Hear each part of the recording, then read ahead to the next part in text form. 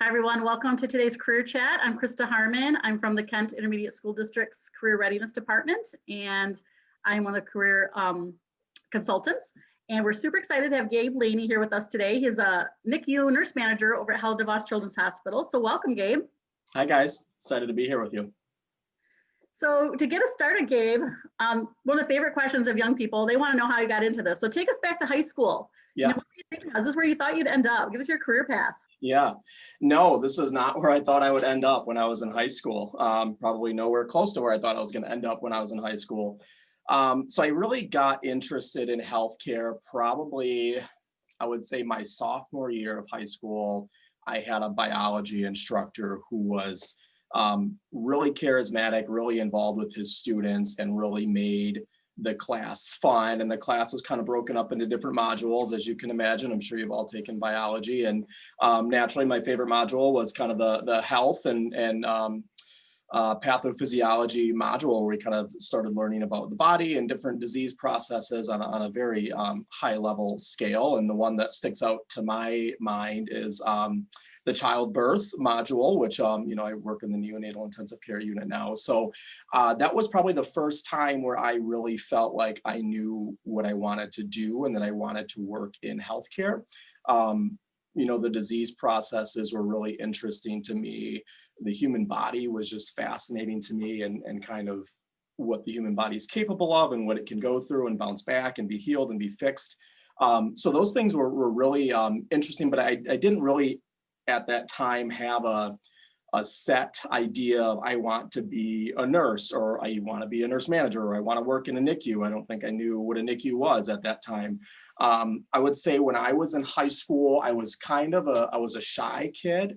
I didn't really put a lot of effort, to be honest, into a lot of things. I was an okay student. I was an average student. I could have been a much better student, but I just didn't have that drive and that motivation. So, preparing for college, I knew I wanted to work in healthcare. I had done some career exploration as a senior in high school, and actually the direction I was going was to be an X-ray tech, which is also a great career, and it was something I was interested in. And I ended up going to Ferris State University, which is in Michigan here in Big Rapids, which is a phenomenal school. Go Bulldogs. And it was my first day. I was on orientation, where you kind of sign up for your classes, and I was signing up for for my X-ray tech prerequisite classes. And a kid sitting next to me asked what I was doing, and I told him X-ray tech, and he said, "Hey, you should look into nursing." I was like, "Why?" And he was like, the prereqs are the same as an X-ray tech. And he was like, "And I'm going to nursing because I want to be a nurse practitioner." I was like, "Well, what the heck's a nurse practitioner?" So this person that sat next to me kind of opened up my eyes to the world of nursing. And then, that's how I chose nursing. So I know it's not a fancy nursing story. A lot of nurses have this story of, my mom was a nurse and my grandma was a nurse and all these things. And that is not my story. I was kind of influenced. So that's kind of how it started for me. And then that's the path I took. And now here I am.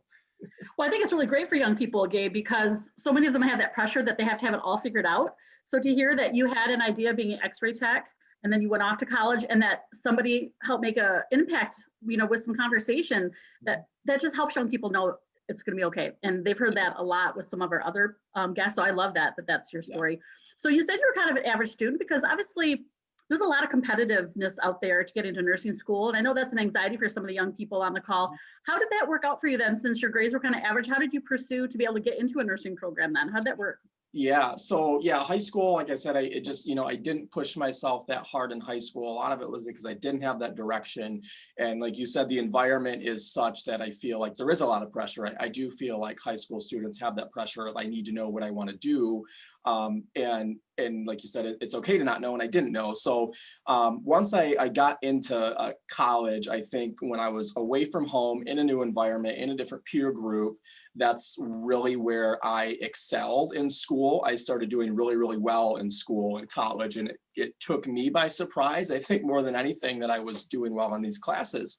And then I had a professor when I took anatomy and physiology in college that ended up being a mentor to me, and is still a very close friend and mentor to me. That was just a phenomenal, inspirational professor and just life coach in general, and really pushed me really hard, academically and personally and professionally. So I really started doing well in school, so started getting better grades from that standpoint. And it took a little bit of extra time because, like I said, I wasn't overly engaged in high school. So, taking the prerequisites for nursing. So there's anatomy and physiology, there's definitely chemistry, those types of things that are a little more intimidating for people. I took advantage of office hours and tutoring sessions and those types of things to get where I needed to be to get accepted into the nursing program. Did you find that as you were kind of going up, was it did you have to apply then to nursing school at Ferris? And so by that time you had done what you needed to do, you had the grades where you needed to be. Had you done a job shadow? Had you done extra research at that point? Did you even still know what a nurse was about?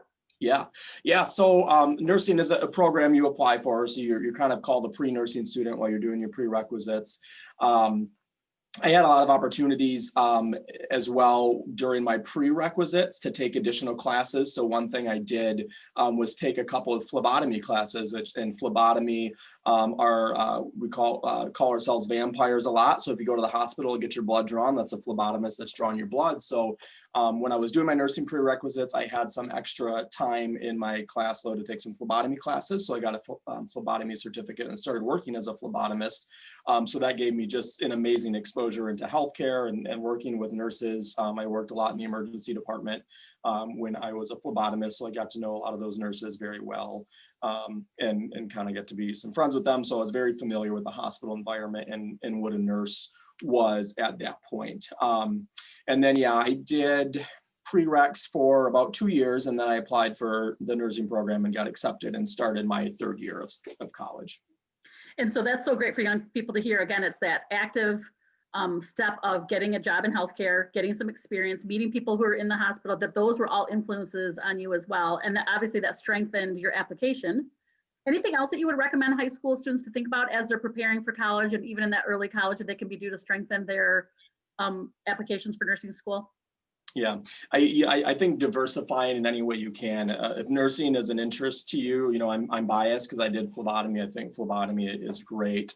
But right now, specifically, any experience you can get in nursing is huge. So our hospital, Spectrum Health, hires a lot of nurse techs, and you don't really need a lot of really good experience to become a nurse tech.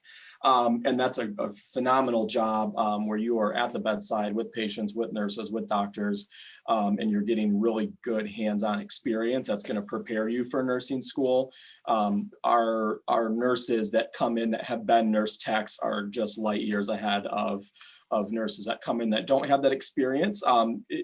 Nurses, they're going to do well either way, but I think that the nurse tech job is a really great opportunity. We're always hiring for that role at our hospital. So if you're interested in healthcare, when you turn 18, it's definitely a career field I would look into, and it's pretty flexible.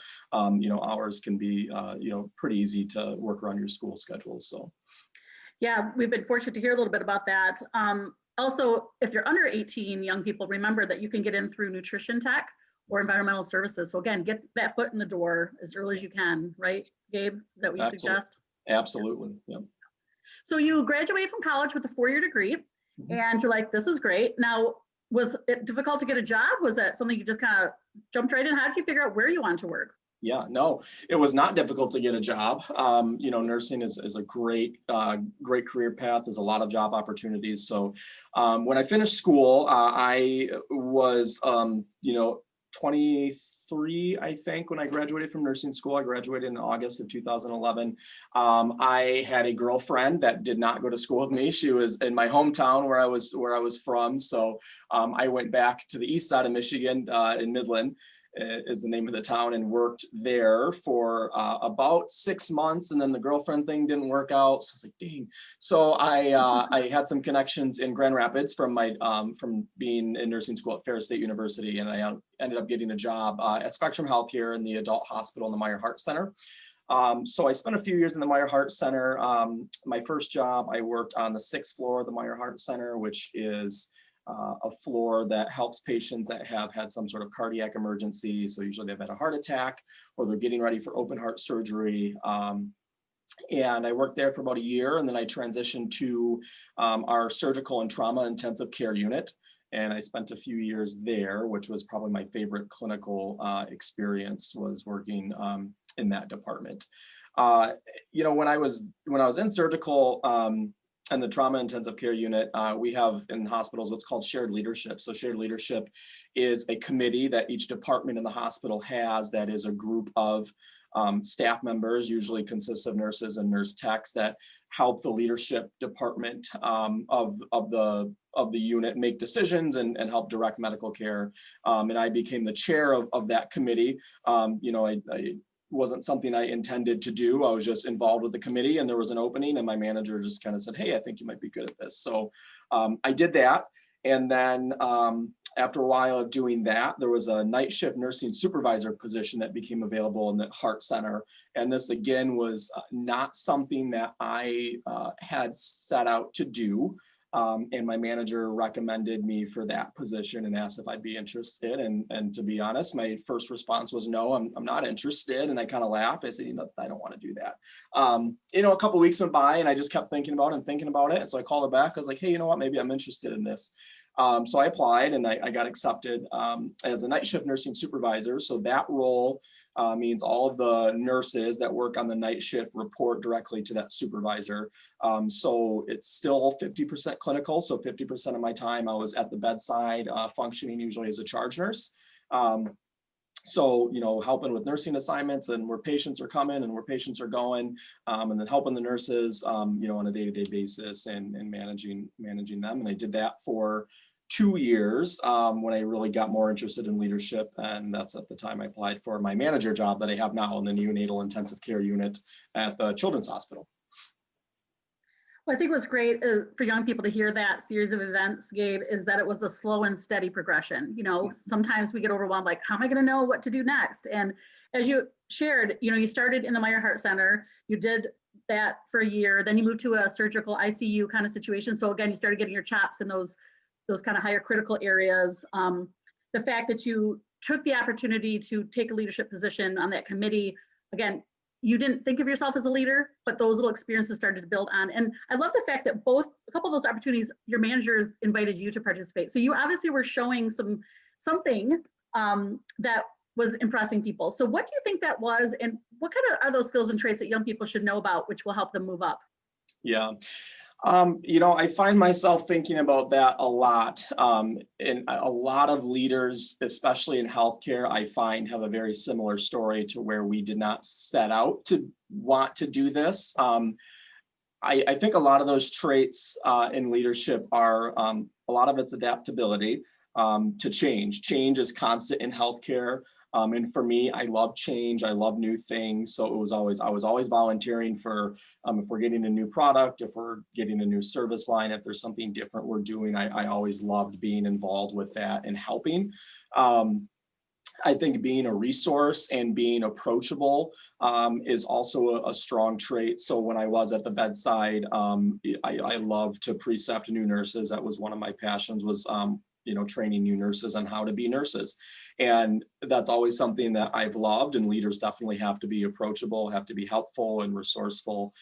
So those things, I think, really helped me get noticed by some of my uplines and some of the managers and people that I worked for. And I would say the story is probably the same for my peers that are in similar positions. Yeah, so you based on your own natural interests, you just, again, intuitively started helping these young new nurses. And other people saw their leadership, you were taking the initiative to help them along. So again, I love it that some of your natural traits, because of your interests, were coming out and people noticed it. Yeah. I'm going to go back just to a quick question that we had in the chat, and then I want to hear more about your daily work, both as a NICU nurse, but then also as a manager now. Because we certainly want to plant some seeds for young people, that this progression, up to a manager. So one of the students just wants to know, when you become a nurse tech, do you get to pick which kind of department you can be in, or does the hospital decide that? And if so, if you're a nurse tech, does Spectrum pay for that schooling if you were to work as a nurse tech and get college paid for? Yeah. So The nurse tech positions that are posted on our careers site through Spectrum Health are usually department specific. So you'll see like nurse tech in oncology or nurse tech in the NICU. We do have a resource center as well in the hospital, and resource center employees are employees that can really go anywhere. So each day they come to work, they're working with a different patient population in a different department. So that's probably the most common nurse tech position that's going to be posted right now is the resource center nurse tech. And that's a great question about tuition reimbursement. The answer is yes, there is tuition reimbursement available for employees, whether you're a nurse tech, you work for environmental services, to go back to school, and nursing is one of those careers that there is tuition reimbursement for. That has changed a little bit with COVID this year. There was a lot of, it won't go into all the, the specific details and financial impacts of COVID. So that was something that was suspended temporarily for this year, but is going to be reinstated in January 2021. So I don't know the specifics if it'll be similar. If it is similar to the previous tuition reimbursement, if you're a full-time employee, I want to say it was up to $7,000 a year towards schooling if you're a full-time student. So. Yeah, which is pretty generous. And just to let young people know, there are some caveats to that. You have to be working a certain amount of hours. So that's something certainly to do some research on the internet, or maybe a follow-up question to one of our Spectrum guests about how that might work. They can lead you to the right person, but I think the internet might show that. Yep. So neonatal nursing, obviously there's a lot of interest for young people. They want to work with babies or little ones. What are some of those things that you do on a daily basis? But I want you to address some of the myths, some of the things that maybe aren't true about your job that you'd want the young people to know, and some of the things that you love about your job. Yeah, neonatal nursing is a very amazing area of nursing. So if you don't know, neonatal nursing is where we take care of infants that are born usually prematurely. Generally, when women are pregnant, they carry a baby for about 40 weeks, and 40 weeks is considered full term, and that's when a baby can come out and everything, and they're ready to go. When they're born prematurely, there's usually some issues that they have that takes them a little more time to grow and get bigger, and being able to eat on their own and being able to breathe on their own. So our NICU in Grand Rapids is a 108-bed NICU. We're a level 4 NICU, which is the highest level, which means we offer the most advanced services. We're the biggest NICU in the state of Michigan, and we are one of the biggest NICUs in the country. So we see babies that are born as early as 23 weeks. So a 23-week infant is tiny, tiny, tiny, fits in the palm of your hand, even smaller than that. And then we see babies that are 40 weeks that are term that might have some sort of, congenital defect or something they're born with that's resulting in them needing to have some advanced levels of care. So myths about the NICU, wow, there's a lot. So NICU historically, when you see it a lot in movies and TV shows, you kind of see this this mysterious nursery that there's like nurses running around and no one's allowed in there, and the mom and dad can't see their baby, and you're just looking at your baby through a little window. That is not the NICU. Parents are very much a part of our care team here in the NICU. We are very family oriented. So our families are right at the bedside, and they're holding their babies, even those small little 23 weekers. We get those babies out of the bed and have parents do skin to skin with them. So that's probably the biggest myth about the NICU, is that it's like this mysterious place that no one can go to, which is definitely not the case. But it's a very, very rewarding field. We see these kids, like I said, as early as 23 weeks, and these kids are very unstable. They're very sick. There is, unfortunately, with any ICU, there's going to be some tragedy and some sad stories, but there's more amazing stories and success stories that come out of that really make up for it. So we can see these kids that are born at 23 weeks and just have weeks to months of just being unstable and not sure what the future is going to hold. And then, several weeks later, we get to see them be healthy and lead the NICU. And one of our favorite things is we have NICU reunions every other year where families bring their kids back. So, it's very cool to see a child that you cared for at 23 weeks old and you weren't sure if they were going to survive. And then a few years later, you see them running and walking and you get to give them a hug. And that's always our favorite part about what we do. Yeah, that's a beautiful thing. Our neonatal nurses like to pull schedules of kind of 12-hour shifts? Yep. Our nurses all work 12-hour shifts. So they work 7 to 7, so 7 p to 7 a or 7 a.m. to 7 p.m. They work, if they're full-time, nurses work 3 days a week. So work 3 12-hour shifts a week. And how does that, when you transition to management, are you more of a 8 to 5 kind of guy now, or do you still have those long shifts? Yeah, nope. I work Monday through Friday. Management's pretty busy. I usually work 10-hour shifts, so I work about 50 hours a week, sometimes a little less, sometimes a little more, just kind of depends on what's going on. So I don't do anything clinical anymore. If I have time, I'll be out at the bedside and, I can help hold babies and feed babies and do that sort of stuff, but I would never be in a patient assignment. Is that something you miss, Gabe? Absolutely. Yeah. I mean, all nurses kind of, go into nursing for the same reason and love nursing for the same reason. So, you're always going to miss that. But my role being a resource and support for the people that are doing that is just as rewarding, I think. Yeah. So give us a big picture of kind of what your role is in. What do you like about your current role versus bedside? Yeah, so the manager role, I have total oversight over the department and the operations of the department. So that's everything from how our staff are operating and the medical care that we're providing. There's a lot of finance involved, so I have certain indicators and metrics that I have to follow and I have to meet from a finance standpoint. I can control finance with staffing, so I need to make sure that I'm staffing safely yet efficiently, so I'm not spending too much money on staff. Supplies, equipment, if we need new beds or we need new ventilators, or right now I'm working on a project, we need a new ambulance. We have a critical care transport ambulance that goes and gets sick babies and comes back, so I lead those projects. We just onboarded a new technology called NICView, which is a camera system. It's a camera that mounts right to the baby's bedside and allows parents to see a live stream of their baby from anywhere from their phone, so they can have family and friends log in. So that was a big project we just worked on.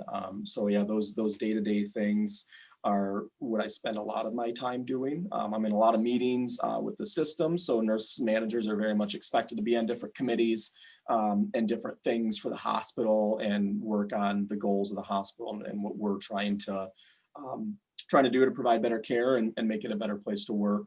One of my big committees that I lead is called our Healthy Work Environment.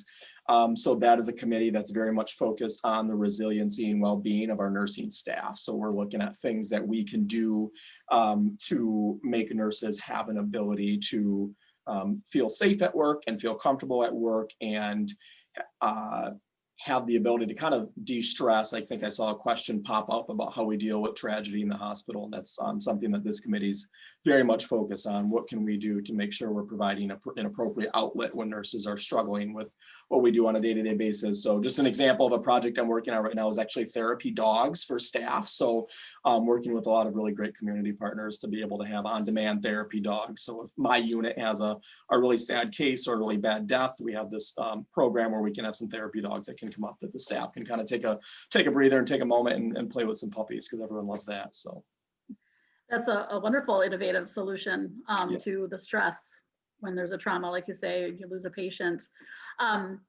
So it sounds like you're delighted by your manager role, that you kind of grew into that and different challenges, but that you're really enjoying that. And I think that's one thing young people are learning about nursing, is that it really can take you so many places, right? Mm-hmm. You're a pretty young guy. Do you see yourself at other places on your career ladder? Where are you hoping to go?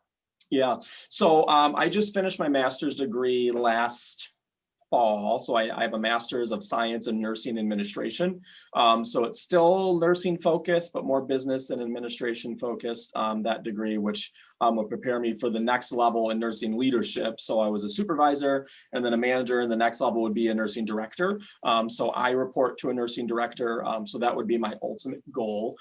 My current director, her name's Joan Rickley, and she's a phenomenal woman, and she is retiring within the next 5 years. So that would be my dream job. So I'm keeping my fingers crossed that they like me enough, and I can throw my name in the hat for that job. So her job is the director of pediatrics. So she is the director for the whole children's hospital. So all of the nurse managers like myself that manage the different departments report to the nursing director. And that role is very removed from the units. It's more involved with the hospital as a system and involved in operations and broader hospital direction and strategic planning. Well, it's wonderful that Spectrum Health, you can see a career ladder there, and that probably continues to motivate you. Absolutely. Would you do anything different? It's a really good question. Because my career path has been such a weird route and not one that I originally planned, I'm always open, so I try not to set myself in stone with what I want to do. I try to be flexible because, this is my path now and what I want to do now, but you never know when something else is going to fall in your lap that's going to, ignite something in you that you're going to love and be passionate about, like what's happened with me with leadership. So I'm always open to other things, but yeah, for right now, I really love leadership and I really love the organization that I work for. Yeah, I hear that you guys have quite the reputation nationally with your small baby unit, that you get to kind of be the role models to some of the other children's hospitals. Is that correct? Yes, that is correct. Yep. Helen DeVos Children's Hospital is an amazing organization. And I didn't really know how lucky we were to have this hospital until I worked for the Children's Hospital specifically. We are very well known nationally, and our NICU is very well known nationally. So very proud of what we can offer our community and what this team does. Tell us, just as we just have a few more minutes, but tell us about team. Students have to learn about teamwork while they're in high school and some of those, what they call soft skills or employability skills. Tell us how teamwork translates for you. Why is it important for young people to really understand and embrace? Yeah, you can't do anything independently, especially in healthcare. I mean, your team that you work with, they have your back all the time. You have their back. I think it's hard to say. I mean, you're all in high school right now and you have a lot of friends that you're close with, I'm sure, but I never really knew true friendship and camaraderie and teamwork until I was a nurse at the bedside. Those people were still my best friends. When I got married, I always thought, I had all these high school friends and even friends from college, like, these guys are going to be in my wedding. And that was never the case. My wedding was all nurses on both sides. I married a nurse, so our whole wedding was all nurses. I just don't think you can ever underestimate the power of teamwork. And it's something that is not natural for everyone. I played sports in high school, so I was very used to teamwork and kind of how that feels. But these become people that you would do anything for, and you need them to succeed, and they need you to succeed. So it's one of the most rewarding things you can ever be a part of. Yeah, I've definitely heard that about nursing. That's definitely an attractive quality about it, of what I've heard. Yeah. So we have about 2 minutes left. So I'm going to share my screen just to give them a few resources, Gabe. So as I'm doing that, why don't you think about your final word of wisdom? Didn't that 30 minutes go fast? Yeah, it did go really fast. Yeah. So think about how you want to end as far as the word of wisdom. Okay. I did want to point out to students that there is actually a National Association of Neonatal Nurses, so nan.org. So these are the kind of websites, you guys, I want you to understand and know about so that you can go to these places and just do some research. That's where you'll learn about the different types of jobs. They usually have job boards on them, different internship opportunities or scholarships. So just a heads up, there's actually one for neonatal. And again, there's so many more details to being a nurse than what we've covered today. So onetonline.org, again, is a great website to do some of that nuts and bolts research about these careers that you're learning about. And again, I just wanted to show you, some students have really commented how they appreciate this, but this is just an example. Because NICU, you're dealing with those intensive care type situations with babies, this is as close as we could get to neonatal nurse or neonatal manager. But I want you young people to understand that there's all sorts of different titles that go for very similar jobs. And again, what I love about this website is it will give you, the skills, the abilities, the work activities, what kind of education and credentials, what your natural interests tend to be. Such a great website. Whoops. And then this, I've never talked about wages, but if you go all the way to the bottom of that ONET, it talks about wages, and you can actually search by Michigan. So again, just a really great reason to get into that resource. You can really know what it's all about.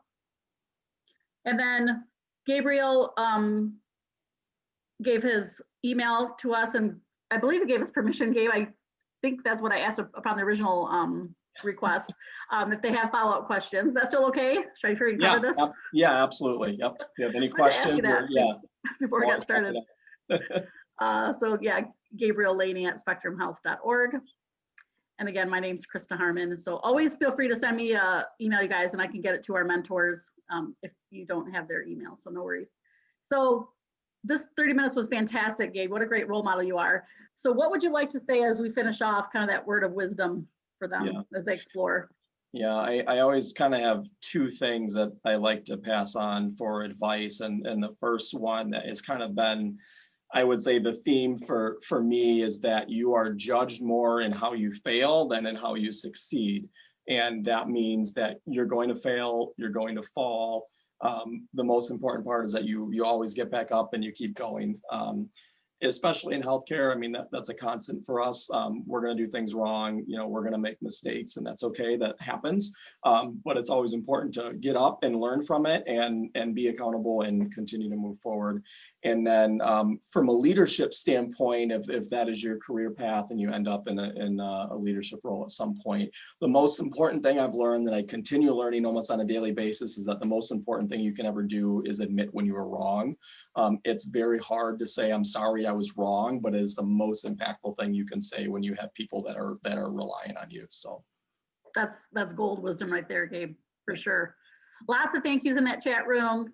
People telling me you're inspiring, several inspiring. So just know that you've really impacted some young people today. Thank you. By being here. So thank you so much. Yeah, it was a pleasure.